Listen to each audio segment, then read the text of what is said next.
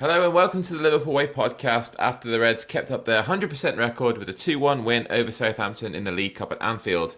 Alexander Isak got off the mark for the much-changed Reds, but it needed another late winner from his replacement Hugo Ekitike to seal the win against a game Saints side who had plenty of chances on a night when Federico Chiesa completed 90 minutes and assisted both goals in a brilliant individual display. It wasn't all good news for the Reds though. Hugo stupidly got himself sent off and will miss the big game at Palace this weekend. Meanwhile, young centre-half Giovanni Leoni, hugely impressive on his Liverpool debut, was stretchered off after a nasty fall. Let's hope that one's not too bad. I'm Chris Smith and I'm joined by Dave Usher, the editor at liverpoolway.co.uk, and Stu Montagu. Dave, surprisingly loads to talk about after this one, not least Hugo's Darwin moment. I just said before we came on, I've just gone on Twitter and I'm just looking for quotes from Slot to see what he said about the game and that. And I look and Trendon, Nunes, I'm like, just fuck off. He should not be catching strays. This is just... I mean... Who's catching strays, Hugo or Darwin here? Well, Hugo's probably catching strays, but Darwin's getting dragged into it. Now, Darwin did get a stupid red card early on, but not anywhere near that stupid. I mean, I want to, may as well just get that out the way to begin with. Let's just talk about the sending off, because it's so bad. I want to give him the benefit of the doubt in terms of, I don't know if this is true, but I've read somewhere or I heard somewhere that the whole getting booked for taking your shirt off is a Premier League thing, and it doesn't happen in Germany. I don't know if that's the case. If it is, it possibly didn't know, but where that kind of falls down is Frimpong's coming over and telling him, put your shirt back on, you're going to get booked. So if Frimpong knows about it, although then again, he did play over here when he was a kid, didn't he? So... yeah. Now, Ekitike's reaction said it wasn't somebody who was surprised by what happened. Yeah. So like he was just kind of resigned. He's like, oh, fuck. So then that would suggest he'd forgotten that he'd got a yellow card, which he's 23. He's not me. He's not Paul. There's no excuse for that. You know, you should... Even the first booking was stupid because, I mean, first of all, it was a really bad decision. So I understand him being frustrated by that decision. But, you know, if you do that, you know you're getting a yellow card. There's no two ways about it. If you punch the ball up in the air like that in a show of dissent, you are always going to get a yellow card. So, having done that, to then get that second yellow, I mean, I hadn't thought of this at the time, but, like, Christian was just saying before, that was purely like, I'm the man. You know, like, not Isak. Because he took the shirt off and he's pointing at his name on the back of the shirt. Well, he hasn't done that on any of his other goal celebrations. Why is he doing it now? Just, I don't know. I mean, I like the kid. I really like his attitude. I mean, this week I've been buzzing off that video that's gone viral where he got asked about what players do you like watching, and he said, oh, Mo Salah, and I get to see him every day. And they're like, any other players you like watching from other clubs? And he went, other clubs? No. And then they said, who's your toughest opponent? Who's the toughest defender you faced? And he went, none. so I do really like him. I like that he's got that like swag about him and that, but that was just so stupid, him doing that tonight. And if he would have been, if the old rules were in place where the suspension's just in the next round of the cup, then I wouldn't be arsed. But he misses the Palace game now, and it's so needless. But kind of gets a bit of a pass because he did win us the game. You know, he's come on and he scored the winning goal, so it's not like that decision has cost us tonight. But who knows? Saturday we might be thinking we needed him today. So I don't know, but yeah, I'm staggered by what he did. It is like the most stupid red card I think I've ever seen a Liverpool player getting. Let's not get confused about who won us that game tonight. Oh no, there were the two strikers. Yeah. The two strikers put the ball in the net, but it was both goals were all Fede, Stu. Yeah, yeah, just so good. Really happy to see him have a game like that where it feels like it all comes together, and he's man of the match by a mile. But also strangely torn because I still can't get over the fact that we've decided we're not going to use that in the Champions League. And I mean, I've been a big fan of him since he's been here, really. I think he's been underused. He's always busy, even before we were getting end product from him there today. He's always getting his shots off. He's always trying to do dangerous things. I really like him. He looked fit as well. I thought he looked really sharp, and he was the one pressing. So yeah, I mean, very, very mixed fortunes for quite a few players out there today, where I think some of them have done themselves no harm at all, and then other players that you were looking for a performance from have really not done themselves any good at all with, to get into the vibe of the game and to sort of segue into that a little bit. Lots of sloppiness, the likes of Joe Gomez, the likes of Frimpong, probably not done themselves any favours at all there today. Whereas other people, I think, the young kid before he gets injured, Leoni, I like the look of him a lot. I think other than the goal, I think Endo does a lot of work. I mean, he doesn't really need to, he's just him, isn't he? He doesn't need to impress or not, he just gets about his business. But yeah, especially Chiesa, and even, Rio, the young kid, again, he's bright, he gets past his man a few times. It's an interesting game where I feel like the stock prices of quite a few players have gone up and down there in quite a strange way tonight. Yeah, definitely. What did you make of Fede's performance in particular, Dave? I feel like he warrants a bit more than we've dedicated to him there. More or less throughout the entire game, I thought he was our best player, even from very early on. He started well, he looked bright, and he never dropped throughout the game. He was always our most dangerous player. Most things he did came off. It's also worth pointing out, so he started on the right, he played number 10, then he went to the left, and he was excellent in all three positions. So that's something else that's worth considering, especially because the likes of me has been complaining about how we didn't get a Diaz replacement, someone who can play right across the front three. And then I also needs to be taken into account that it was Southampton we were playing, so let's not go overboard about it. But you can only comment on what you've seen, and everybody else was playing against Southampton as well. So Frimpong's thrown in an absolute stinker. Second half he wasn't as bad. The first half he was absolutely awful. Joe Gomez was so sloppy, it was just pure Sleepy Joe tonight. It's one of those. Yeah. He does have those occasional games where he's like that. I mean, next game he plays, he'll probably be outstanding. So it's just, we've seen this before from him. But so you've got players like that. They're playing against Southampton as well. So you can't just say, it was only Southampton. Because if it's only Southampton, well, then everybody should be playing like Chiesa, shouldn't he? And he didn't. So, I mean, the Chiesa thing is weird because the word coming out of the club has always been off the record is that he's not fit enough. He can't be trusted to play any significant minutes, and Slot's decisions have backed that up. He only gives him 10 minutes, maybe 15. I mean, Stu, you said about not using him in the Champions League, but he's not even on the bench in the Premier League unless we've got injuries. When we've got anywhere close to a fully fit squad, he's the one who doesn't make it. But that's because he's specifically a right winger in Slot's mind, isn't he? And so but we've just seen he's not. I mean, no, but I'm just saying we don't tend to switch out the right winger. So that's probably why he doesn't get on the bench sometimes, because he sees him as a right winger, right forward, and we just don't change that position very often at all in game, regardless of how well or poorly the big man's playing. For reasons that we've spoken about a million times before, in that you always think he'll do something and nick something for you, regardless of how poorly he's playing. So that is why I can sort of understand why he doesn't get as many. He doesn't get that space on the bench. But he can play everywhere. He can play. That's what I would counter it with. So Joe today Gomez, he was starting on the right, like you're saying. He was starting on the right, but he was actually, they were letting Frimpong go and take that width, and he was coming and playing a lot in the 10.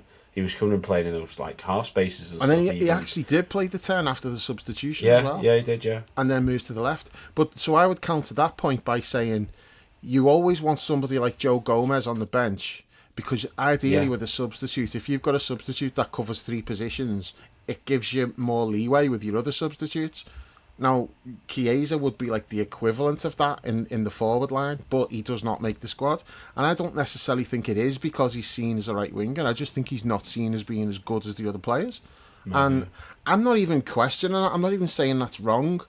All I can say is, based on what we see when he is on the pitch, that doesn't really make sense to me. Now, I'm not seeing him every day in training, so I'm not saying Arne Slot's wrong to not be picking Chiesa. All I can say is, other than that Plymouth game, pretty much whenever Chiesa's been on the pitch, he's made things happen. He does stuff. He's like, I mean, the 2 assists tonight were brilliant. They were absolute quality assists. The first one, just great awareness. It's also really sharp the way he's hovering and then he just steps on the gas and intercepts that pass and then immediately cuts it back. That's a great assist. The second one, it must have been so tempting for him to just finish that off himself, and he didn't. He just did like the smart thing. No ego involved there, just did the right thing, put it on a plate for Ekitike. They're 2 brilliant assists, and most things he did tonight were really good, really bright, you know, and seeing him still like sprinting down the line in stoppage time. I mean, don't get me wrong, the camera goes on his face and he looks absolutely fucked, but he was still running. So the whole fitness thing, well, he's just... And when was the last time he'll have played, like, 90 minutes? I think he played the full game against Plymouth, didn't he? He was on. So, yeah. He was on for the whole game. Do you think this might be what they're building him up for? Like, you know, you've talked about the word coming out of the club is that he's not fit enough to contribute any significant minutes. Might this be a little bit of a game changer for him, do you think, in terms that he has shown that now and he's shown his quality consistently across the course of a whole game? He's been man of the match. Like, do you think he's... I don't think Slot is kind of like wishy-washy in the way that he takes one performance and it completely changes his mind about stuff. No. But I hope that just gives him a little reminder that this guy is useful and we can certainly utilise him more often. So you can't do any more than what Chiesa's done tonight. He's been given a chance and he's taken that chance. He's done as well as like as you can expect him to do. I thought he had an excellent game. He's our best player by some distance. What more can you do? Now the thing is, he will be in the squad on Saturday because Ekitike is not going to be there, so that opens up a space for him to be involved. And then you'd also think, well, Isak's not going to play 90 minutes. He's going to have to start the game now. You probably get an hour out of Isak. So then Chiesa's probably going to come on. You think he's the likely second centre-forward, isn't he? So it's up to him now. You know, if he gets minutes on the pitch on Saturday, it's a chance for him to build on what he's done tonight and give the manager something else to think about. And I really hope he does, because how can you not love him? Yeah. If he doesn't get minutes now, we've ever had. Yeah, if he doesn't get minutes now, I can't get my head around it, because if I'm trying to be as fair as I can to Slot, that's probably the first real full sort of 9 out of 10 performance from him, isn't it, for a full game? He's done bits before where he's come off the bench and he's nicked a goal or he's looked lively. That's probably the first game I think we can say he's looked like he's the best player on the pitch. He's looked like, when you used to watch those old Italy games where he was like busy and he's always the man like trying to create something for them. That's probably the first game where he's done that for us. So now going forward, surely like that earns him a bit more time on the pitch. That earns him some more opportunities, surely, because like you were saying, his work rate, I can't see the tiredness thing, because it was working back and winning the ball back on the edge of our area at times and stuff like that. Just that. Again, the main reason why I don't understand why he's not on the bench is that, as before, like he's just a shot monster. When you throw him on, and it doesn't matter what game it is, you throw him on, you know he's going to work the goalkeeper. You know he's going to do something. Whereas we've had games when you throw someone on, nothing happens, and I just, fingers crossed then with going forward with that mental decision from Ekitike there, which like I hate anyone who's taking the shirt off. There's just no need to waste a booking on it. I don't understand what is this obsession with taking your shirt off when you score a goal. But I mean, to do that, you're a professional. We've not got 6 strikers this season. We've got like 4. We've got 4 big hitters. Like, come on, you've got to do better than that. And I say it's a bit Billy Big Bollocks. I think there's a bit of there's a line between arrogance, isn't there, and just going over the top. I think we like the fact that he's got a very big personality, and that's clearly why he's taken to the team. Like, no pressure. I'll score goals. That's fine. And I think probably that comes a lot with thinking a bit of himself and whatever. But yeah, I mean, even even like you're saying, Chiesa just hands him the goal there. Would you not at least go, this guy, thank you, mate. That was quality. Thanks for just laying that on a plate for me. I know that, maybe that's going a bit too far, but still, yeah, it's brain dead, and I'd be fining you a week's wages for it. It's mental. Do you think that happens now? Do you think they do fine players for stuff like that? I don't know. They Probably always would not. do, but clubs used to have, and managers used to have like a lot more authority to do stuff like that. Yeah, it probably has to be in the contract, doesn't it? Yeah, like you'd probably the disciplinary stuff would have to sort of be outlined as a policy, like at the start of the season or something, or be in a player's deal that if you fail to live up to this, then you're getting fined. It'll probably be players' fines, won't it? Yeah, I was just saying. Yeah. Like James Milner and Henderson would be all over it, wouldn't they? Yeah, so I think Robbo's probably taking that over now. They'd have like a sort of like court. Yeah, little black book where they'll write down like offences, and then the fines go towards the Christmas night out and stuff like that. Just staying with Chiesa, just one quick point. I just seen Josh Williams on Twitter, distance covered on Twitter. He's a good follow, and he's just said, and this could have been written by you, Stu. He said, "There's no fluff with Chiesa. He just does things that matter. Lots of product, runs in behind, works like a dog. Wish we'd seen more of him on the left." Yeah, I agree. I've been saying it for a bit. Hopefully we do see more of him, eh? Well, the one downside to him playing 96 minutes tonight is, well, he's not going to be as ready for Saturday as we might need him to be now. Like, he's probably not going to be able to walk tomorrow if everything that we know about him up until this point has been. And just going back to Ekitike for a second, I'm not quite as down. I'm not going to overreact to this. I don't think it's as big a deal as everybody's making it out to be. Like, is it silly? Yes. Was he acting a bit like Billy Big Bollocks? Yes. Did he look like he had...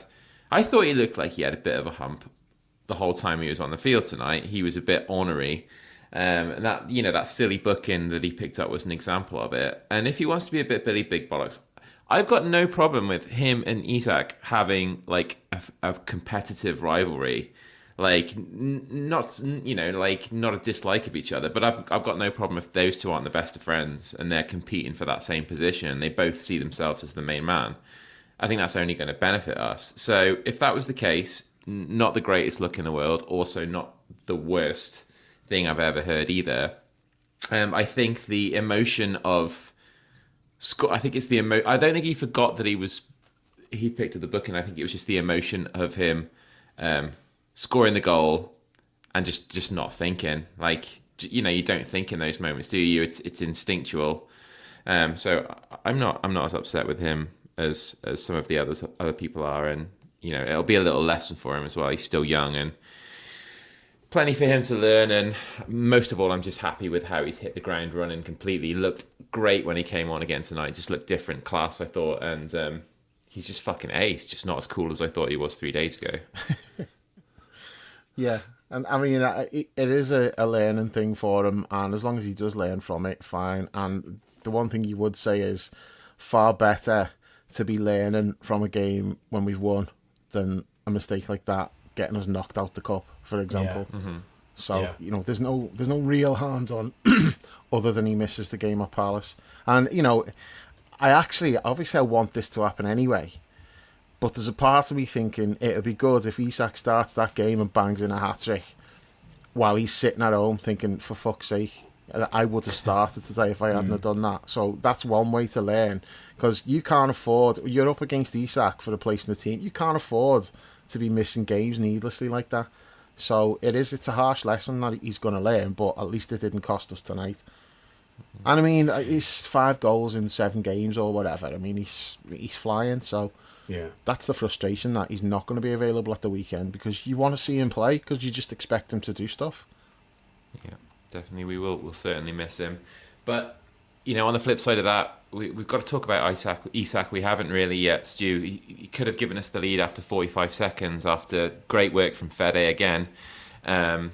He then laid on one for Fede. It was a good strike, saved by the keeper at the near post. And then we had a tremendous let-off at the other end.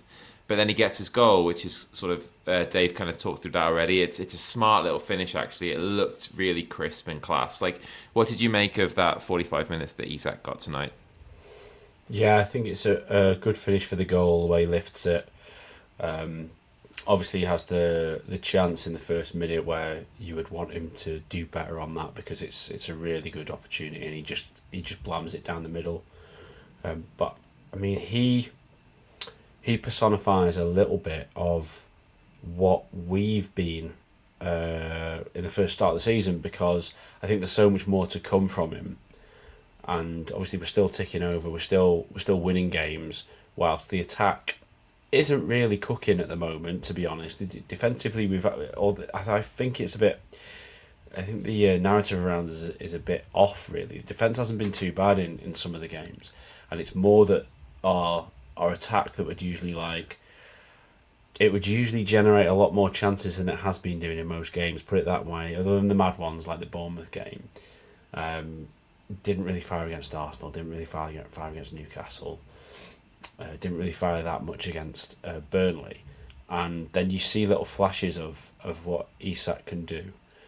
Those the little bits we saw in the Champions League with the combinations with Verts, and even like with Ekitike, and I think it's quite exciting, the idea that you've got a predator there, but you've also he can do all those little intricate combination things, and I think that's when we're going to be a bit unplayable when it does start to click. Will be that they've all got such footwork to just glide past someone and just do a 1-2 and a little ball around the corner or something.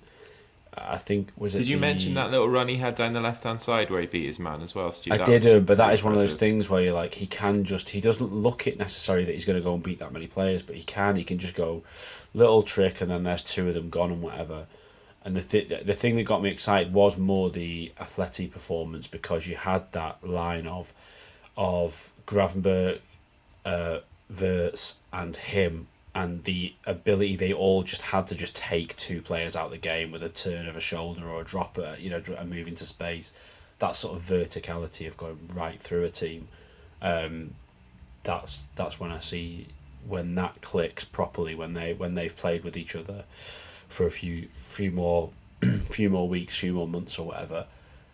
I just feel like the ceiling on what this team could do has massively improved. Like I've said it, I think I might have said it in my season review or whatever. I think you look at Arsenal and they've fleshed their squad out nicely, but have they really raised the ceiling on how good they can be?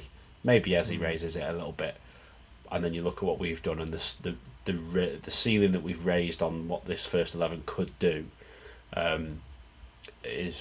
Could be scary, and I think it's a lovely combination of that predator vibe, but also he can do the tricky bits, he can lay things on for other people.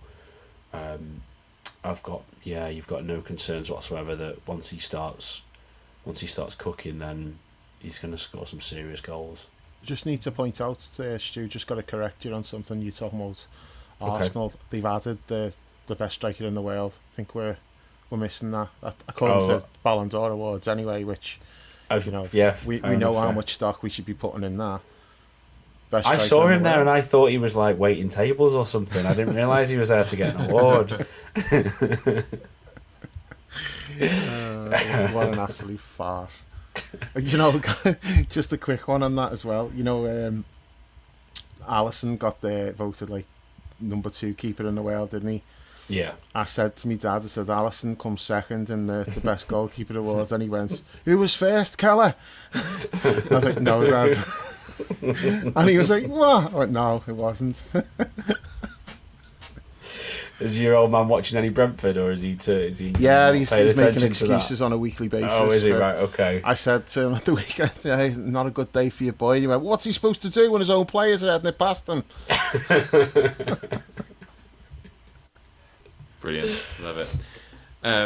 Dave, do you want to weigh in on Isak a little bit, his performance tonight, and sort of what we can now expect from him on Saturday, given that he's probably going to have to play a few more minutes than was initially planned? Yeah, I thought he was fairly quiet tonight. He had the chance just right at the beginning, which, as Stu said, he should have done better with that, but maybe it's just a little bit early in the game. And then second chance he gets just before half time, which he takes really well. We didn't get him the ball much. It's no reflection on his performance. The team didn't really get him the ball. Same with Rio. I didn't think Rio did anything wrong tonight at all, but he's so ineffectual just because we weren't getting him the ball in the right areas and quickly enough where he's just 1v1. He was always 1v2 and then he was just having to lay it off.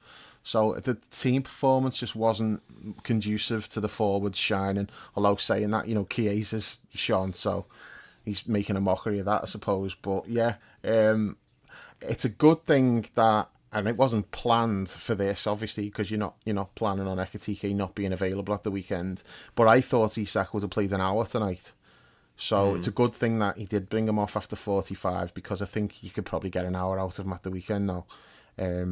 Although that workout they put him through at half time looked a little bit strenuous. I was getting tired just watching that. I was like, fucking hell, just play 45 minutes and he got him doing sprints across the pitch. But no, I mean, I think he should be fine to play like an hour or so at the weekend. What did he play against Atletico? It was 65, I think it was, wasn't he? So it's just shy of 60, I think. Was it? Because he didn't look like he was goosed after that. Like, he looked like he still had a little bit left in the tank. So yeah, I think we can get an hour out of him at the weekend. Because alternatively, what you do, you'd have to start Chiesa, and I don't think that's going to happen. So I think they'll start Isak, and hopefully that's enough to get us in the lead, and then you make the changes. You know Paul's starting Dan's, don't you? Yeah, Paul is starting. Paul's definitely starting Dan's Dan's. when he Terry came on tonight, though. Yeah, Dan's was good. Just good to see him back out there. Quick one, though. I thought Wirtz would have played tonight. I was disappointed that he didn't, and I don't really understand why you wouldn't play him tonight. Why would you play him tonight for a chance to get him going, kind of thing? Two reasons, like chance to get him going and get him out there with Isak. Just build that little understanding a bit more. Because we knew Isak was going to play, so why would you not get Wirtz out there as well? I thought that was strange. And, he's not even on the bench. He's been given the night off. I understand why most of the others have been given the night off, but he didn't start at the weekend, so you could have just give him an hour. So, a bit surprised and a little bit disappointed about that. The rest of the team was exactly what you would have expected. But yeah, I thought Wirtz would have been involved tonight. Surprised he wasn't. Do you read anything into that he wasn't? No, I don't know. Hopefully there's no minor injury or anything like that involved. Yeah. I don't know, but he wasn't there last night, was he, at the Ballon d'Or thing? I know he was number 29, I think, and Virgil was 28, which again that's a fucking travesty, man. I'd rather he not be in it at all. I'd rather they just say, right, we're not really taking defenders seriously, so we're just excluding them from it. Because to put Virgil at where they've put him, it's more insulting than if he hadn't been named. It's an absolute insult having Virgil van Dijk, I think you said in the chat too, 27 players better than Virgil van Dijk. Yeah, fuck off. It's fucking ludicrous.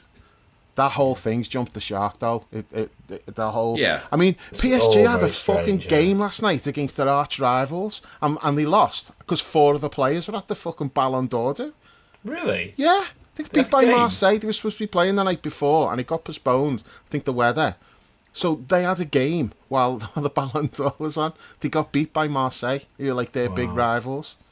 That kind of just sums up what they're all about, though, really, doesn't it? It's all about appearances and individual acclaim and how it looks to be in with the big UEFA whatever. Did you see that journalist who put out the thing about how he was offered money to be part of Get Dembele the Ballon d'Or campaign? Oh, there's loads of lobbying goes on. They were offering to pay him money to write articles, pushing him forward and saying why he should win it. I don't understand. I saw Thierry Henry on CBS the other night, and him and Carragher and Richards were going through their Ballon d'Or nominees who it should be in, and Henry picked his top 5 was Dembele. Oh, fuck off! It's so strange. So maybe he's had a fucking feral old bung from the. It is a bunch of bullshit because at no point have I ever watched him play and thought he's one of the best players in the world. He had a great season. He had a great season though, and I get it. If you're going to give it to people on, because otherwise, with the Messi Ronaldo thing, it was they're the best player in the world, so you just give it to one of them every year. So I do get the idea that you give it to someone who's had a great season, but you're basing it just off the Champions League then, aren't you? Because what fucking League One is not a standard.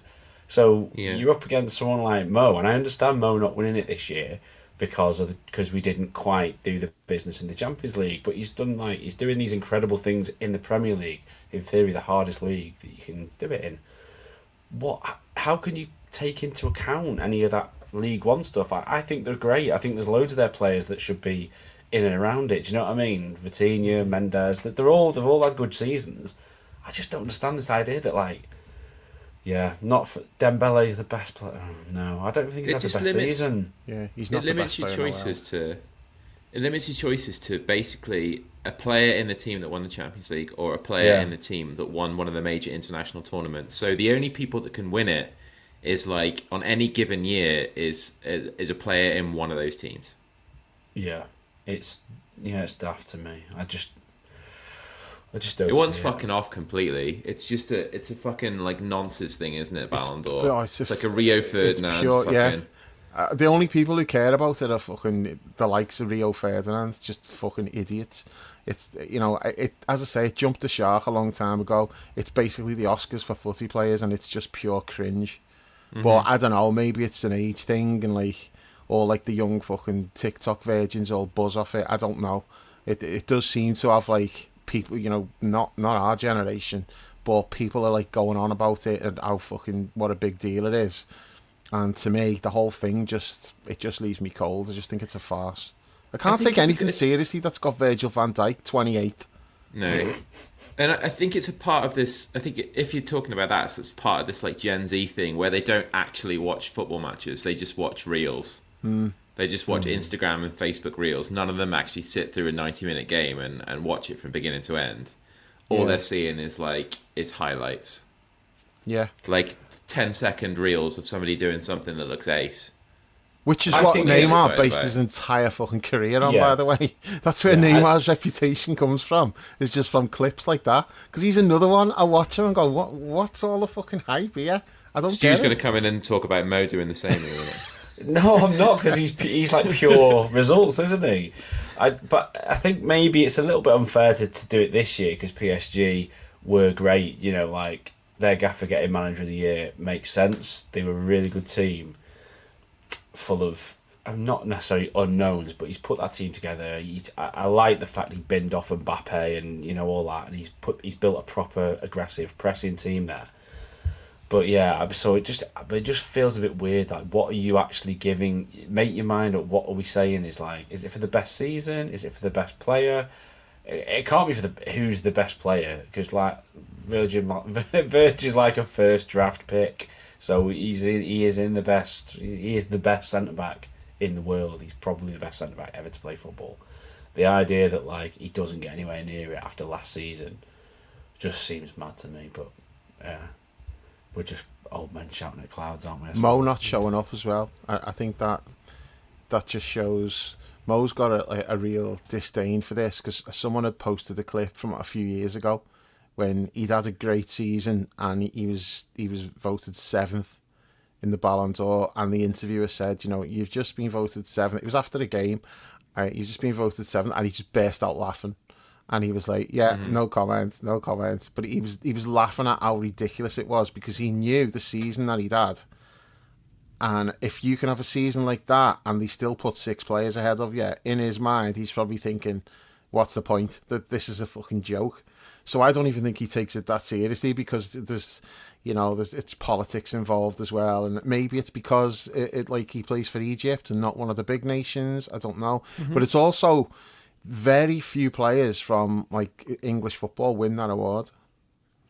Considering it's the strongest league, there's very few players from this league winning. I mean, we all take the piss out of the FIFA virgins, as you like to call them, Dave. The new game that EA Sports FC came out this week. Salah's the number 1 rated player in the game, so maybe we should start putting a bit more stock into that than we do. Well, that's why I call them TikTok virgins before. I didn't say FIFA virgins. So, okay, fair enough. Yeah, I always did say FIFA virgins, but I went with TikTok virgins. Okay, fair enough. Not for that reason, but that you just said that and I thought, okay. yeah, it is. But you give me pause for thought there. If they've got Mo top of the game, then okay, maybe I'll ease off a little bit on them. There you go. All right. Cool. So should we get back to tonight then? The game tonight. Good, yeah. Southampton gave it a real good go, didn't they? They made 9 changes from the weekend, so I figured that their ethos was to kind of like just get this out of the way, really, and concentrate on the more pressing matter of trying to sort their league form out and getting back in the Premier League. But they were really good early on. Stu gave us loads of little tests, missed an absolute sitter, and hung around in the game, and got a reward for it, and almost snuck it to, would have been straight to pens, I guess. Straight to pens, right? Yeah. So what did you make of that tonight, and our inability to kind of deal with them and put it to bed? I think fair play to them. I don't think we helped ourselves. Like, Joe was a nightmare tonight, sloppiness wise, to keep giving them chances to get at us and whatever. And we did sort of insist that we were going to keep trying to do the thing we do where we play through that like central block, and they came with this really tight midfield in the centre of midfield. We were insistent we were going to try and play through it still rather than round it. So then they'd win it and break out.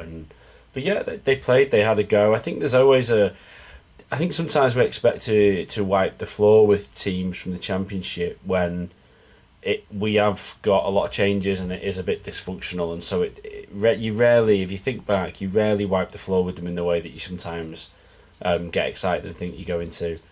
I as I've said in previous times, and I've often been misquoted and called a Russell Martin fanboy, was it? Or he was one of my boys, I think I got called him last pod. Yeah. I stand by it. Absolutely shocking. Are you disowning him as your boy now? He has never been my boy, I think. Right, so this is what happened with the last Southampton game. I will clarify for the record, you fucking cunt. Right? The idea is, when these teams come... I'm going to play a reversing noise over this all the way through while you're It's talking. nothing to do with it. I don't think Russell Martin's a particularly good coach. But my argument's always that... No, I didn't. The idea is, if you come, if that's the sort of football you play, passing football, attacking football, they didn't really today. They don't think they were particularly like trying to build or anything like that.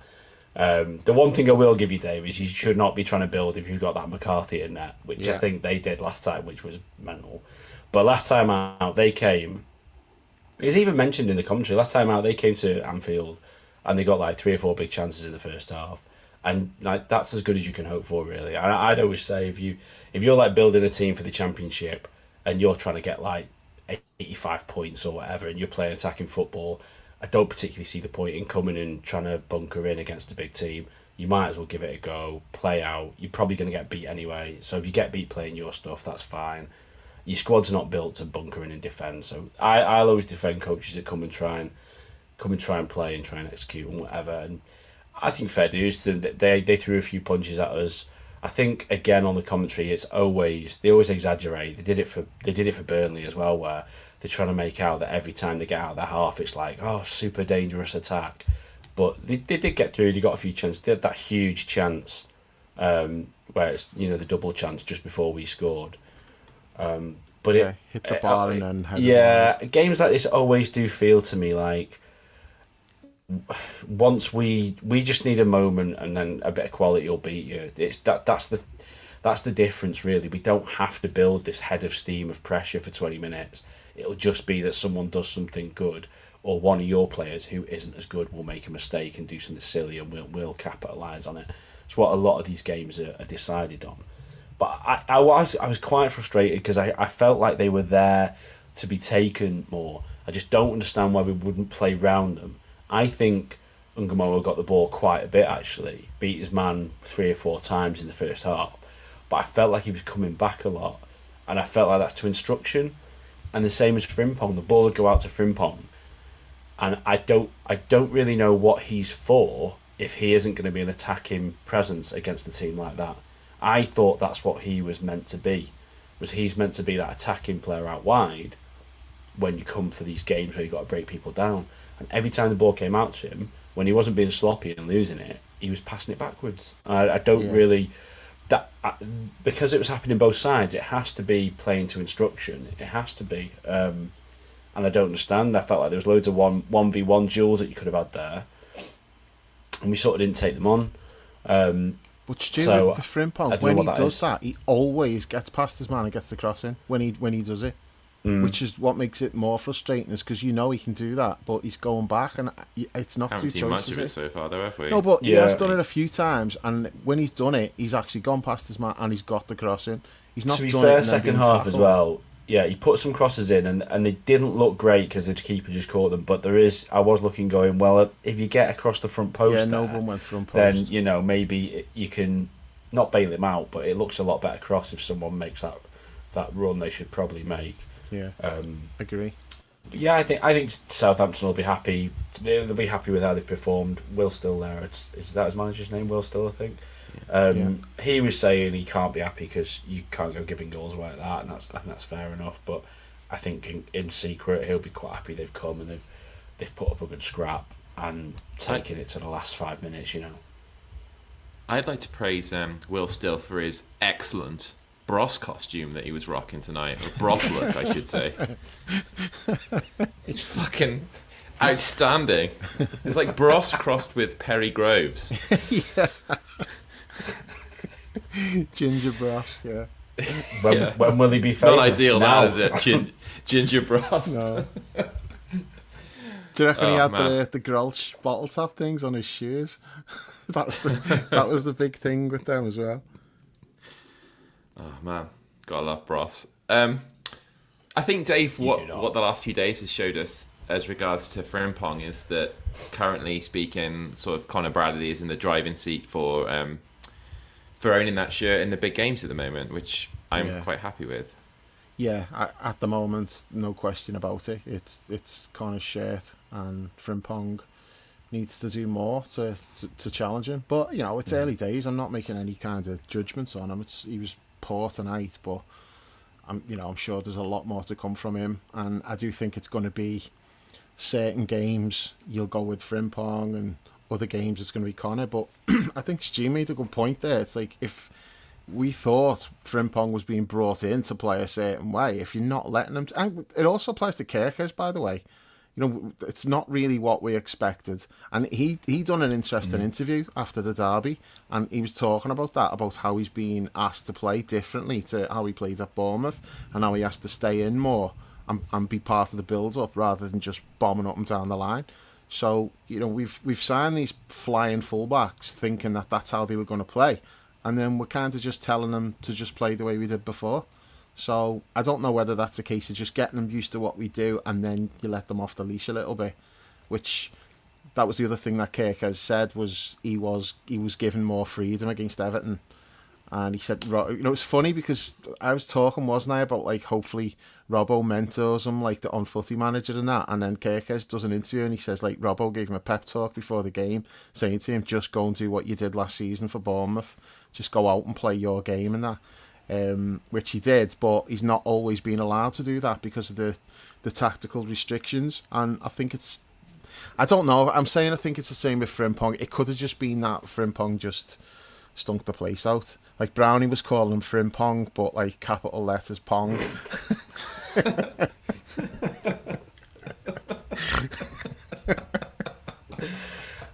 Brownie was digging Endo out tonight. I was not happy about that. I thought Endo was decent, and with my eyes I thought Endo was decent, and then gone back and like looked at all the numbers, and he's just like recoveries, tackles, interceptions. Apart from the goal, he's been really good there tonight. So I was a bit surprised at Brownie because I thought he was decent. I thought he started slow. First 15 minutes was not good from Endo, and then I thought after that, apart from the mistake for the goal, I thought he played well, did a lot of good stuff.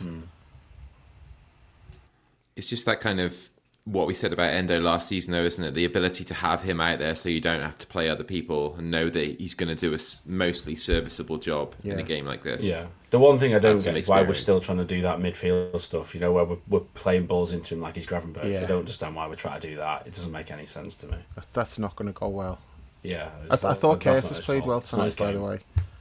Yeah. Is it neat and tidy? Just, I thought he was comfortably our best midfield player. He looked strong, quick, didn't give the ball away. It was a good hour for him, and then he was brought off early, just presumably as a precaution. But yeah, Leoni grew into the game as well, didn't he? I thought he was a bit sloppy early on as well, and then just giving him the full 90 to grow into it was probably a good idea. Second half, I thought he was pretty good. Yeah. Fair enough. Good stuff. We have some feedback from Slot on the red card. He said it was needless and stupid, according to James Pearce. Okay, fair enough. I'm glad that he's calling it out at least. He's letting it be known that he's not happy about it. Robbo said, I'd be very surprised if he does it again. Scoring a goal is emotional, and he's obviously forgot. The first one is stupidity. It's silly from his part. He will learn from it, and I'm sure he won't do it again. So, there's not exactly circling the wagons completely, are they? They're calling out the stupidity, and obviously it's a bit of a lesson to the kid. Yeah. Yeah. You knew you were going to get honesty from Slot on it. Mm-hmm. Yeah, and there's no point dwelling on it. Like, it is what it is. He's made a bit of a tit of himself. I'm sure he knows that now. And, yeah, just let him... Don't do it again. Yeah, also, though, I think it does need to be stated yet again. That rule is fucking stupid and needs abolishing.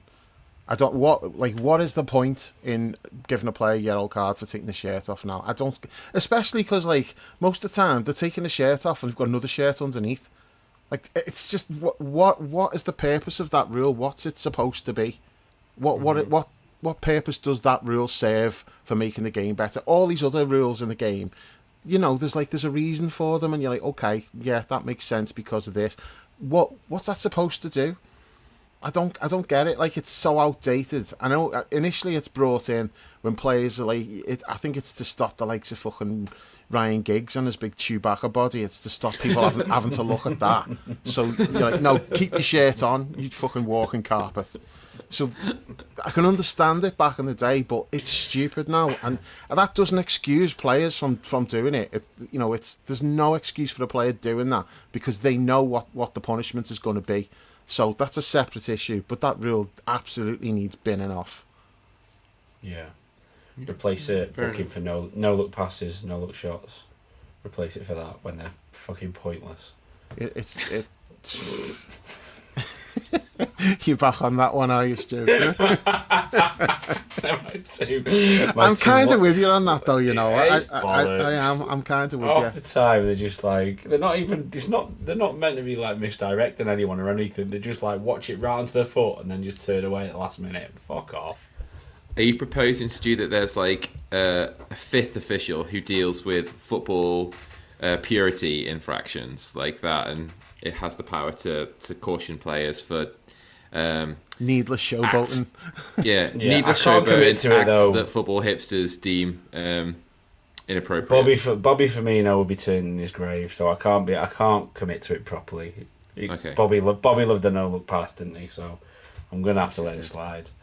All right, fair enough. What's good for the goose? What else have we got to talk about from tonight then?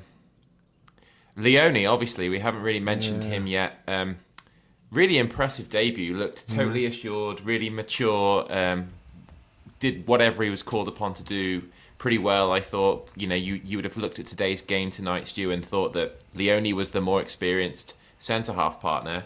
And the injury's really, really unfortunate. It's kind of put a little bit of another cloud over the night, really. Yeah, it was.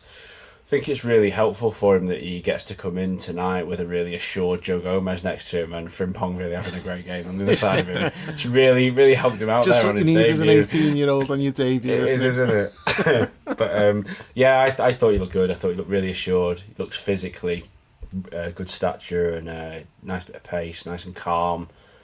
Read the game well. I think other than Endo, he was second for picking up defensive work and stuff for clearances and tackles and stuff. And it's just really disappointing there because it was exciting to think that we might get to see a little bit more of him, even if it's just cameo appearances as the season goes on. And it did not look good at all when he went down. Yeah. The physio was holding his hand, and then you putting his leg in a brace and stuff like that. So.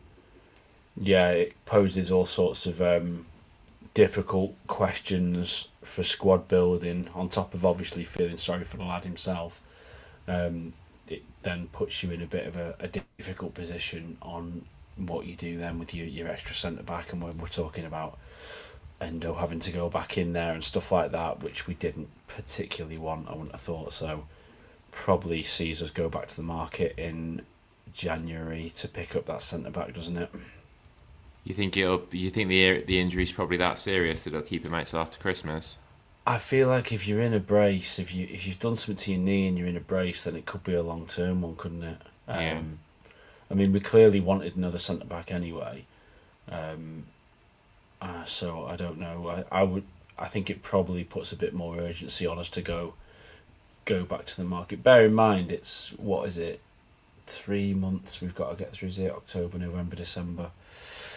Yeah, probably got to keep our fingers crossed a bit more than we did have on centre back staying fit.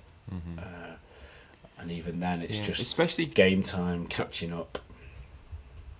Especially Stu, given how good he looked tonight. Like, I'm envisaging him after what I'd seen. Sort of, you can sort of introduce him in that Joe Gomez role when there's 15 minutes left in a game, and he gives you that like extra height and presence in the box when like teams like Arsenal or Everton are bombarding the box with like long throws and set pieces and that kind of stuff. Like, he'd have been ideal for that role as we sort of bring him along, obviously with a long-term view. So it's really disappointing from that point of view as well. Yeah, the bits I've seen of him from Italy as well, although obviously the pace of the game isn't quite as quick over there. I mean, some teams do play quick football over there, but it's more that you see him physically, uses his frame really well, and he's bullying people, which you don't often see from young lads that age. And so, yeah, to have that, and also for him not to be, some sort of hothead that's just throwing his weight around in games, to still be nice and composed and reading things well. Yeah, it was a really nice debut for him, and it's given us a little taste of what he could maybe be, and just fingers crossed that it's not too bad and it doesn't halt his development as a player for us. Mm-hmm. Dave, did you like what you saw from him this evening? Yeah, really good. I think one stray pass was the only thing that he did wrong all night. Other than that, I thought he was excellent. And just the way he carries himself, he didn't look like a kid making his debut. He just looked like a seasoned pro out there, which obviously helps because, he's got the build of a grown man. He's not like a skinny 18-year-old kid or something. Like, I mean, Dan posted in the chat after a few minutes, he went, well, he's definitely not Danny Ayala. That was like one of the worst debuts ever. The lad was terrified. But no, I was really impressed with everything that he did. And the injury was a weird one because initially I thought he might have been a concussion because he really banged the back of his head as he landed, and it wasn't on the pitch, it was on like the little AstroTurf bit on the touchline. So I thought it might have been that, but then when the physio's on, it looked like they were examining like his hip, and then Stu said like it was his knee. So I don't know what it was, but he looked in a lot of distress. It actually looked like he was crying at one point, so I could be wrong there, but yeah. I thought, is he crying? And then like the physio's holding his hand, and it's like, oh shit, he's in a lot of pain. You know what it's like though when you get a bang like that though, like if you come down, you fall off your bike or something, you hit a hard surface and everything fucking hurts. Yeah. So maybe there's a chance that he's just like banged himself up real bad, like misaligned a few little bits, and it's not as bad as it seems, but yeah, I guess we'll find out tomorrow or the day after or whatever. Has there been anything said about it? I know I've just seen something there. Slot just said he'll require further examination or whatever, but if he said what part of his body it was? No, Slot has said, of course he is down because for him it didn't feel good immediately, but this is something we now have to assess. Normally these things don't happen in 5 to 10 minutes and you have to wait for tomorrow to see how he comes in and then maybe do an MRI scan to know more about how serious it is. Normally the emotions of a player tell you a lot. I saw this weekend a player in the Dutch Eredivisie who went out completely in tears, Ruben van Bommel, by the way, of PSV, and a day later it proved to be that it was right. I don't know what he means by that. It was bad, I suppose. Yeah. He was right. It was bad, yeah. Just have to hope for the best, don't we? Yeah. And finally, I suppose when it comes to tonight, Mamardashvili showed that he sort of looked assured. Yeah. Large. Yeah. Made a couple of good saves. Good debut for him. He just looks like Donnarumma with a proper head of hair. Yeah, I suppose he does. He gives off strong Donnarumma vibes to me. Apart from the head. Apart from wandering off his line and getting lobbed when he shouldn't do, yeah. Hey, best goalkeeper in the world. Show some respect. He had the best goalie and the best centre forward on the pitch in that game the weekend. Do you? I want to talk to you guys about that actually, because you guys recorded the pod. Dave, you and John and Paul recorded the pod on Saturday, and we had the Arsenal Man City game on Sunday. Like I was watching that game thinking that it'd probably be for the best for us overall if City had held on, just because of Arsenal's mentality, and if the fact that they'd lost to both us and City within the first 5 games, I think they would have had a real hard time picking themselves up after that. The fact that they rescued a point and left the game somehow smelling themselves again, with the idea that somehow restricting a Guardiola team to less possession than he's ever had in a game equates to some kind of trophy. Has them all positive again. So what did you guys think, Dave? With you, I thought a City win would be better, but a draw's fine. They both dropped points. Neither of them look great. I think there's question marks about both of them, and they're both getting questions. A lot of people are talking about Guardiola changing his approach, what's he doing, and Arteta's getting fucking slaughtered by most of the pundits and that, just for being too defensive. And I think it's been said before, but I think what summed it up was the equalise and the smelling themselves. One player, actually, Zubamendi, went and picked the ball up and tried to go back to the centre circle, and all the others are just giving it the big one. I'm like, yeah, it's the new guy. Once he's been there a while, he'll be over celebrating with the rest of them, because that stink will infect him as well. But he's still. That Gyökeres arrived with it as well. Oh yeah, he already from had the get go. He did. I think that's part of why they fucking signed him, because they took one look at him and said, "Yep, he fits right in here. He's exactly what we're all about." Yeah, I think that just sum it up. They had the momentum there. They'd got the equaliser. City were hanging on. Any self-respecting title contending team at home is going and getting the ball and taking it straight back. It's I don't know. I just think it's ingrained in those type of teams. We would do that. I mean, Origi scores that goal in the derby and he's trying to get the ball back to the centre circle, and we're like, no, we're ahead. He's still thinking it was he'd equalised or something. But that's the difference, is we're just wanting to get the game started so we can go and score again, and they're just celebrating the fact that they got a draw. And most of the fans are as well. I've seen a few of their fans slagging them off, to be fair, a few of their high profile AFTV people and stuff like that. I've seen a few of them saying what the fuck are we doing? Restart the game, go and win it. But most of them are cheering and celebrating, and they just don't get it. No, I think. Stu, what did you make of the finish to that one? I I went into it thinking the draw was the best result, because I think them both dropping 2 is fine. And I do think Arsenal are probably the strongest side. They'd probably finish above City. Although I'd never quite doubt that Guardiola could pull something out and sort something, but it does look a little bit beyond him. It was the strangest Guardiola performance I've ever seen from him. Just to not even sitting in and trying to counter. Just he basically decided Arsenal weren't gonna. A little bit like we did against them, a bit, where we were like, well, we can sit in and you're not going to score. I felt like that, especially in the first half, they were like, Arsenal have not got it in them to score against us. Which, obviously, that team that he starts with, they probably haven't. They could play all day and not score. Then he brings Eze on, he brings Saka on. You're like, for about 15 minutes, I was thinking, I put in the group, City aren't holding on here because Arsenal really turned the screw. But they blew out after about 15 minutes, and in the end, they get lucky with... It is a goalkeeping mistake. I'm not having it that it's the defence should do this, the defence should do that. Because Guardiola's right next to him when he does that shot, so he's got back in and sorted it. I think it's good because it keeps pressure on both of them as well. It keeps the question, like Dave's saying, it keeps people asking questions about them. It keeps people going, is Guardiola done? And it also keeps pressure on Arsenal for the whole defensive attitude. And you can a little bit dig into it and go, oh yeah, they're all celebrating instead of getting the ball out the net. And again, like I say, they've put a defender on there. They threw a centre back on because it was a set piece.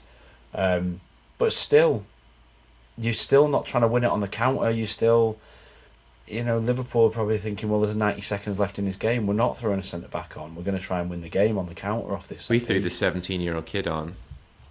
Yeah. I mean, situation. you're talking. I mean, you really are talking like 90 seconds, I think, from the end of the game, when he's throwing that centre back on. But even so, it's still a bit of a concession of like, well, we don't want to concede here, so we better throw a centre back on for a midfielder.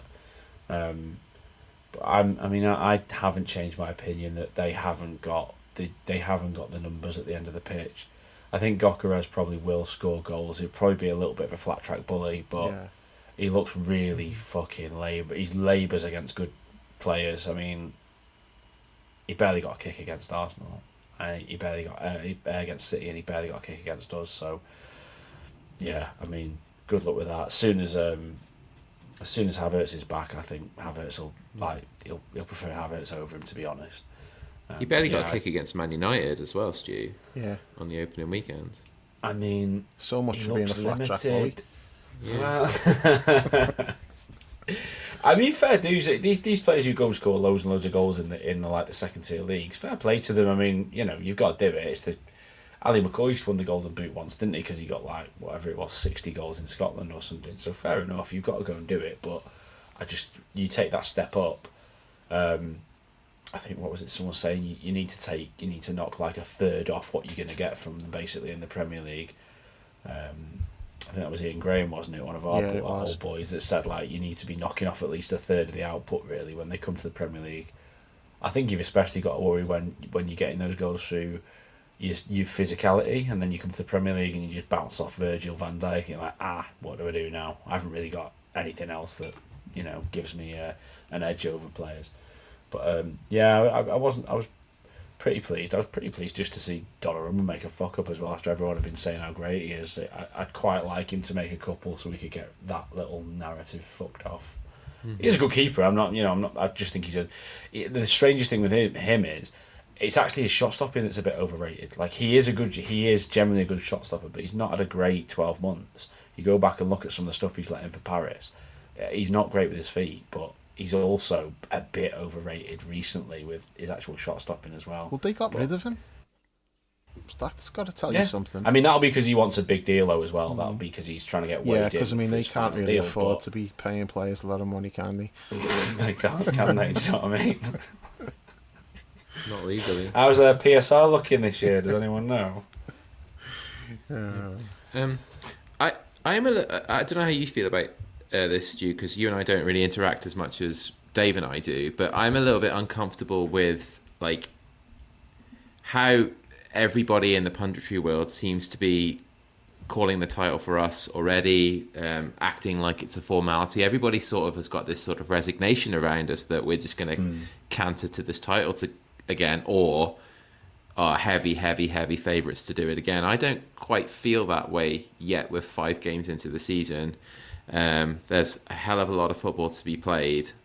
Where are you at with all of that? So I still think that we're relatively heavy favourites.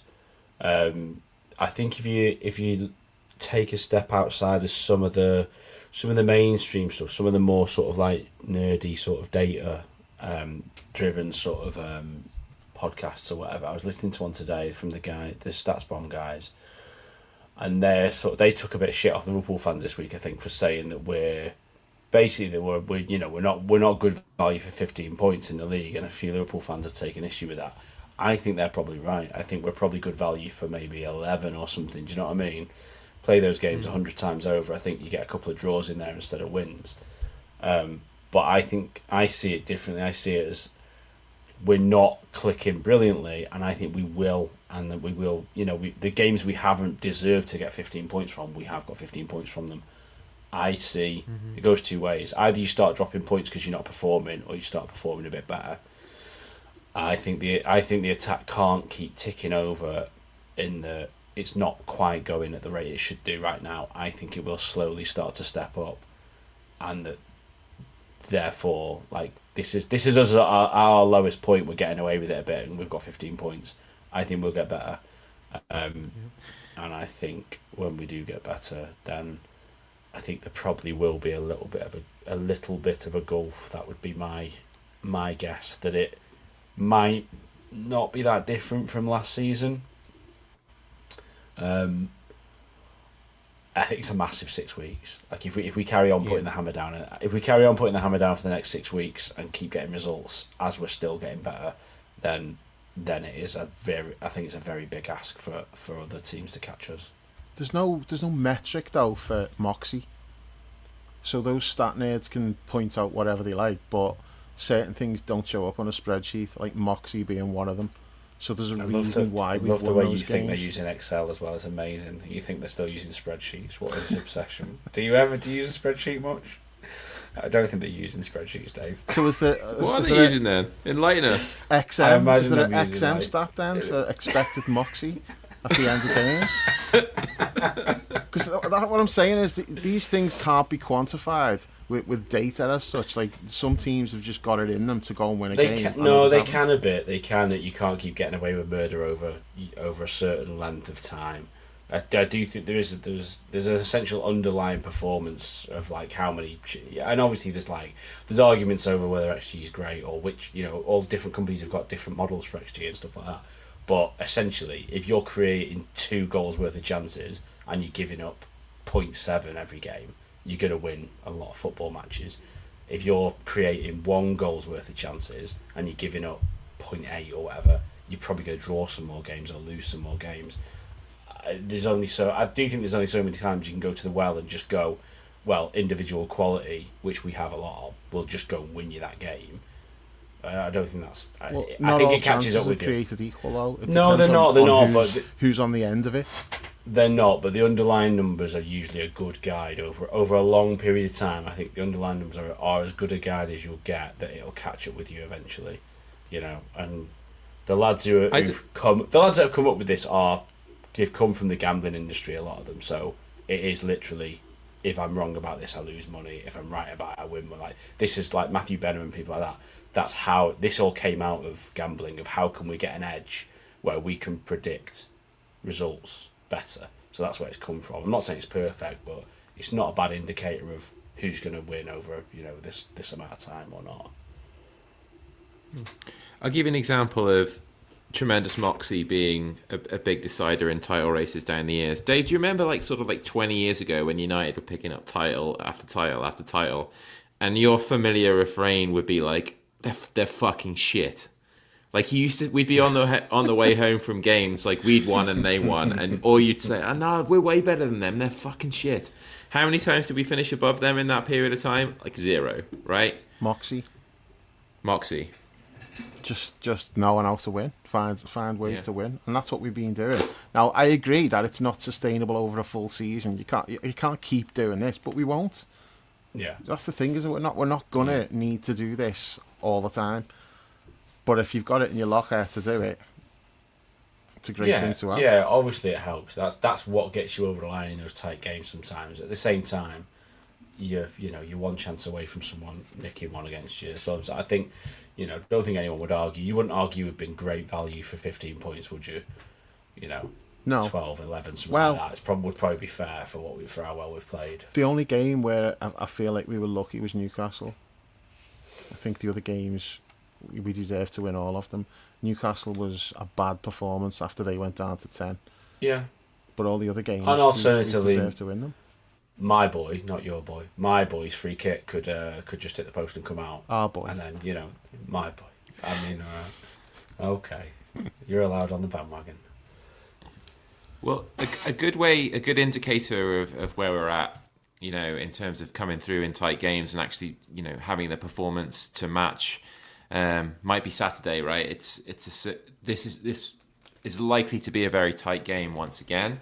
Yeah. They haven't lost in the league for fucking ever, it seems. Yeah. They're flying high in the table. I think they're 6th or somewhere around 6th, unbeaten. So the last 2 unbeaten teams in the country are playing each other on Saturday afternoon. How do you think we'll line up for that one, Dave? I think it will be vastly changed from tonight. So I think Isak will have to start, obviously. And other than that, it'll be the only question really is and it's going to be like this every game is who's going to be in the midfield, because you've got that embarrassment of riches. It's really difficult who misses out. So I'm imagining Vert must be going to come back in, otherwise he would have played tonight, or been involved tonight. Because none of the other lads played. Soboslai, McAllister, and Gravenberg didn't play either. So I know, they could be the starting three again. Yeah, but if that is the case, and I'd have no problem if it was, but if that is the case, then why would you not have given Vert some minutes tonight? That's all I'm thinking. So if Vert does come back in, then I'm saying it's probably going to have to be Maka who sits out, because the other two are in much better form and are flying fitness-wise, whereas I think Maka is still just kind of catching up a little bit, isn't he? Missed the end of last season, missed most of pre-season. So I think Maka will probably be on the bench for that one. And it'll be... I don't think basically he will be, the team. So would you think Wirtz won't play? I think it'll be... No, I think Wirtz will be on the bench again. I think the best we've looked all season, it was that first half on Saturday, and I don't see a reason to change that. Well, we played well against Atletico as well, though. And Wirtz was our best player on the night, probably. Yeah, Wirtz might get minutes in the front line, maybe, given now that we've got one less player available. Maybe plays him off the left or does a bit of false nine stuff to give him minutes. Probably not starting. You'd think the starting lineup's pretty obvious, but maybe if he doesn't start, maybe he uses him a little bit there. Don't know. What do you reckon? I'd just like to see Wirtz playing if Isak's starting, which I'm assuming he will. So I'd like to see them too, because we need to see that. That's what we've bought them both for them to link up together, and I'm just looking forward to seeing them on the pitch at the same time again. So it looked good against Atletico. I'd like to see it again, but it's going to be a tough game. Last year was an absolutely horrible performance at Palace. We won the game, but we were so poor. Was that when Harvey scored? I can't remember. Yeah, I think it was. It was 1-0, wasn't it? But it was a poor performance. Oh, it was Jota, I think, he scored. Yeah, is Sarr still injured for them? I don't think Sarr's playing at the moment for them, is he? They're a good side, though. They've got a good system, haven't they? They've got a good manager. He's a big miss if he's not playing. He always does well against us as well. Yeah, because we've got Mateta, and they've got, but I think they've got Sarr's injured, yeah. So we'll see. Yeah, that is a big loss for them, because they sold Eze as well. So Wharton's done a great well, job there, hasn't he? I think he's out long term, Wharton. No, I think he's back. He's back. Yeah, he played in the last game, I think. Yeah. Okay. Yeah, it's a tough game. We've got a really good record there, but you'd always think it's going to be like a tough place to go. So, yeah, a narrow win I'm expecting. Stu, do you want to comment on the lineup and what you're expecting from the game? I don't really know, to be honest. I expect a hard game. Lineup wise, as we say, we're not sure, because with Wirtz not playing, you'd think, has he been saved? Is he going to get a start? But then, like we're saying, all the midfield aren't starting. I think the one good thing about having these options is that you do have to set up a little bit differently. So Palace don't really know quite what's coming at them, and that's a good thing about having the different options in midfield now. In that last season, even as good as they were, you could set a plan for what you were going to get from our midfield. Whereas now it's a little bit different. It does make it quite. I think if you've got Wirtz in there, it's a little bit of a different makeup to if you've got, say, Maka in there. So it does give us that little bit of an option. But I think other than that, you're going to go back to you'll have Kirker starting again. You'll have Bradley starting. The two centre halves, obviously, who they are. Yeah, but I would expect a difficult game, and he'll try and hurt us in those transitions, I would have thought. But I mean, there aren't really that many easy games in the Premier League now.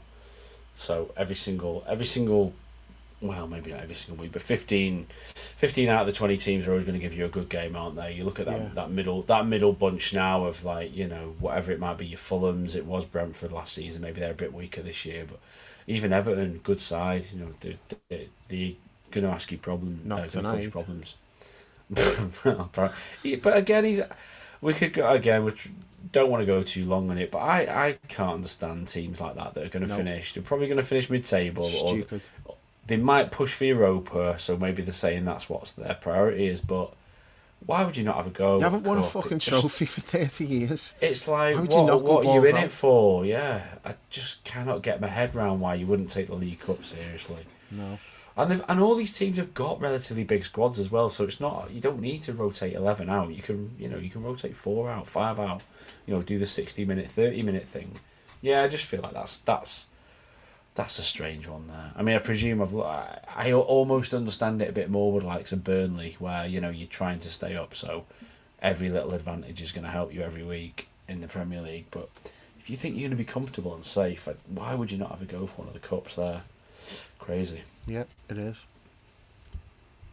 We're going into this Palace game at the weekend unbeaten in 10 at Selhurst Park in the league. We lost there in 2014 in November of. No, that was the 3-3 in May of 2014. We also we didn't lost lose. there. Yeah, it was a draw, wasn't it? We drew 3-3. It felt like a loss, obviously, but that November, we lost there 3-1. In the obviously the Rodgers fall-off season after that, and we've won 9 and we've drawn 1 in the league against them at Selhurst Park since. So wow. Such a happy hunting ground for us. So let's hope that continues on Saturday, right? Gosh. Yeah, I think it's going to be tough, but I think we'll just win. Mark Gay own goal and Mo to get the winner. 2-1. Nice. All right. Cool. Agent Gahey. Yeah. Take that all day. And the good thing about that 3:00 Saturday kickoff as well is, once again, we're playing before Chelsea kick off at the same time, and City do, but we're playing ahead of Arsenal, and they've got a really tough game against Newcastle at the weekend as well. So the league could be looking really pretty for us by the time Sunday evening comes around, if we can do the business there and pick up another win, make it 6 from 6. Hopefully that the new signing, Walter Mendy, as Dan calls him. Hopefully he can do the biz. Did you see that? That thing that he did? They're like similar to Ekitike, where they're just doing those quick hits where they just get asked like quick questions. Did you see his one this week? No. He's not got Big the red. memo. I'm telling you, he's not got the memo. It's going to go down like a lead balloon with the Newcastle fans. It was ground you're looking forward to playing at the most, Anfield. Favourite all-time Premier League player, Steven Gerrard. Who's the best player in the Premier League now, I think, and I obviously said Mo. I can't remember the other one. Yeah, I think there was 4 questions. Verge. Best defender, yeah. He was just reeling off like Liverpool players for every answer. It was hilarious. Nice. So hopefully, Band, Big Red can do us a favour. The Beatles. Nice. Favourite meal, Scouse. Favourite chippy. Not the lucky star. I'm refraining from commenting about Newcastle at all now on any medium. I had a few beers on Sunday night, and I was watching the Sunday night match of the day, and I sometimes have a few beers on a Sunday night or a Saturday night and wake up in absolute dread about what I think I might have tweeted or something, and the reaction that, because obviously I'm up 5 hours later than everybody else, so I tweeted that he was a stupid Saudi Sasquatch for that terrible dive, and I woke up to dogs abuse. They've declared this fatwa on us, and it fucking sucks now. You can't say anything about them without them hopping onto it. I'm in favour of just giving them Isak back. It's not worth the hassle that we're going to experience. Just have him. It's fine. You can have him, and then can you just leave us alone and leave us in peace, please? Because I can't be having their stupidity every time their name, their simpleton nature, coming up every time I dare to mention the word, or any of us dare to mention the words Newcastle and United in the same sentence on any kind of social platform, because they're fucking insufferable at the moment. I had this fucking knobhead. This was a shithouse move, right? So somebody else told me about this because he'd screenshotted my post about this stupid Sasquatch, and then he preemptively blocked me so I wouldn't see the post that he'd made about me, so I'd have no right to reply, and hence no opportunity to call him out for whatever country that he was purveying out there in the world. And I got people on the Liverpool Way forum saying, "Oh, these Geordies obviously aren't very big fans of our Chris." It's just a fucking shithouse. Yeah. Preemptive screenshot, then preemptively block, then go to town. And it wasn't that, you know, if for me, I've got like journalist in my profile, right? Because it's what I do for a living. So every comment that you make about a footballer, you share an opinion about a footballer, people disagree with you, like, "Oh, that great journalism, douchebag." It's like, what part of me being a journalist for my profession and me having an opinion, a silly opinion about a footballer, like, that's not my professional work. That I'm not everything I post is me putting my professional opinion out into, not that that's worth a dick anyway. It's like, it's just the fucking, you know, like the principle of the thing. Like, that's not my journalism work. My journalism work is pretty good. This is just a stupid, I've had a few beers opinion about a footballer I don't like. Like, why can you not separate the two? So I just can't be doing with him. That's really I'm gonna poor. have to just, like, the yeah, shithouse behaviour, that screenshotting it. Plus he'd like, yeah. Yeah, looked in my bio, made fun of my like little bio for some of the websites I'd listed that I'd written for and stuff like that. So yeah, what a cunt, whoever you are. That's like your worst engagement with a Newcastle fan since you were selling the fanzine and with your mum. That story needs telling again. All right, so I was pissing down. I think it's like a Wednesday night game. We were playing Newcastle in the league. And I sat on the fanzine, getting nowhere, because obviously it's pissing down. And we never did well, did we, when it was raining? No. People just didn't stop. I stood there with my mum, who just joined me. She'd like walked up off the supporters coach. And someone had walked past me and said, "Is that the programme, mate?" And I said, "No, mate, it's a fanzine." He goes, "Oh, no, I don't want that." And I muttered under my breath, "Cunt." And this this big baldy Geordie fella trying to sort of rumble. He's like, "You man, he just called you a cunt, mate." And my mum goes, "No, he didn't." And the fella goes, "Look at him, big man, hiding behind his mum." Bear in mind, you're like 6'5", and Sheila's what, like 5'2" or something. Yeah. Shout out to Sheila, by the way. Yeah, she'll appreciate that. Always has my back in those situations. I was like, I wasn't upset that she fought my battles, because I wasn't going to fight him. Big hard bald Geordie, he looked like he was about to bite somebody's ear off, and punch a police. I don't want none of that. Yeah, exactly. I left that well alone, mate. Anyway, thanks, Mum. On that note. Yep. All right. Thank you all so much for joining us tonight. Topsy-turvy night for the Reds once again, but somehow we emerged with a 100% record intact. What's that, 7 games, 7 wins now in competitive football? So long may that continue into the weekend. Dave and the boys will be back shortly after that game, but until then, we'll catch you soon.